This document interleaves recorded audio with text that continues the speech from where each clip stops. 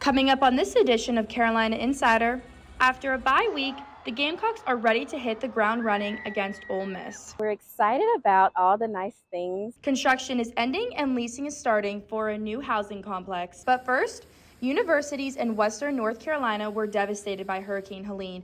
What comes next for those schools? Carolina Insider starts now.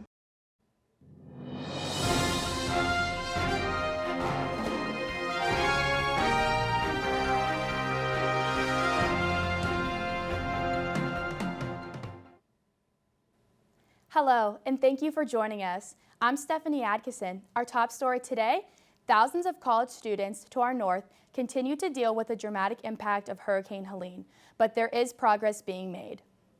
If you haven't seen it already, here's some videos shot by students in Boone, North Carolina, where floodwaters drowned cars, swamped apartments, and carved out roads throughout the area. Many schools in Western North Carolina were shut down last week. As of this newscast, App State and Western Carolina University are set to open at 5 p.m. today. UNC Asheville's campus will be closed at least until Monday, with classes postponed until Wednesday. Warren Wilson College is closed until October 13th. Asheville Bonecombe Technical Community College along the Broad River will be closed indefinitely due to the storm's catastrophic impact. If the storm hit you here in Columbia, the Gamecock Community Shop is here to help. As Destiny Austin reports, you can find everything from clothing to food and more. Located in the Carolina Coliseum is the Gamecock Community Shop. Created by the Leadership and Service Center, this space serves as a resource for essential items. It was their mission to create one big basic needs center, so that's when it became like a centralized hub here in the Coliseum. Featured is the Carolina Closet, where anyone can pick up professional or casual clothes. There's also a designated area to pick up food items. Anyone with a valid Carolina card can come pick up these items. Students, staff, and faculty members receive 25 points a semester for clothes and 40 points a month for food. Customers are seen daily. So we see people constantly. We have like 600 visits a month. The store has seen an increase in 800 visitors in just this year. The whole student population still doesn't know about it, but we're getting the word out slowly. I mean, we've only been in this space since 2022, so it is happening. It's just, but yeah, there's been an 800-person increase. Running out of clothes is not a problem for the Gamecock Community Shop. The clothes come in constantly. People love donating clothes. Shelves are not fully stocked and freezers are empty. We're still trying to figure out how we can get a constant flow of food in the shop when it comes to the pantry. This problem has increased with the growing population of university students. The more students we have, the more we're going to need to have donated. During times like these, they seek help from the community for support. It's never something we want to happen, but we have a very supportive community, and often we put the word out. We can, we take pictures of the empty shelves and we put the word out. For Carolina Insider, I'm Destiny Austin. The Gamecock Community Shop is currently accepting donations to help students affected by Hurricane Helene. Donations can also be brought to Green Street until 4 p.m. today for the Stuff the Bus event. A full list of donations needed is on the student government's Instagram page.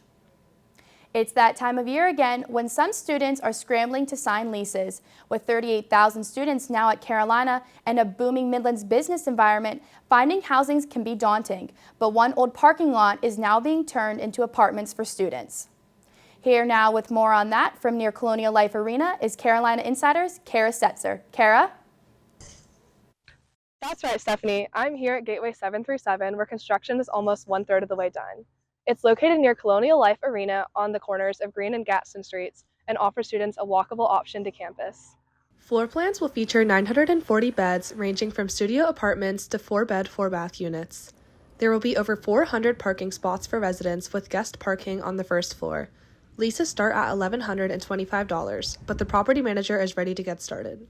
So we're excited about all the nice things that I cannot announce right now, but we'll have an amazing restaurant that the students will love. We'll have a coffee shop. The demand for new student housing comes as a record-breaking 7,000 freshmen arrived on campus this fall.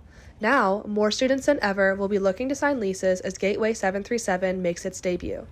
Workers are now installing electrical, water, and drywall as they complete the final steps towards move-in. Construction is expected to finish as early as next summer, with residents being able to move in as early as July. Back to you in the studio, Stephanie. U.S. News and World Report is out with its latest national university rankings. USC is ranked in the top 10 for the best living and learning communities in the country. The university also earned Best Experience for first-year students at a public institution. And for the 26th year in a row, the International Business Program at the Darla Moore School of Business is #1 in the nation. The school's dean attributes the success to excellent professors, the comprehensive curriculum, and determined students. In sports, the Gamecocks are gearing up to take on the Rebels. They'll tackle number 12 ranked Ole Miss at 3:30 tomorrow. The Rebels suffered their first loss last weekend against Kentucky. Coming off a bye week, the Gamecocks' record still stands at 3-1. This is the first time in 15 years that the game's been held at Williams-Brice Stadium. Want to pass on football? Columbia's got some festive fall events happening this weekend. Here's a look at the Carolina calendar. The Casey Fall Fest is free tomorrow from 12 to 6 p.m. in Granby Gardens Park on 12th Street. There'll be live music, food, a kids area with face painters and balloon artists, plus a hayride. Just a little outside of the city, you can face your fears at the Deceased Farm in Lexington.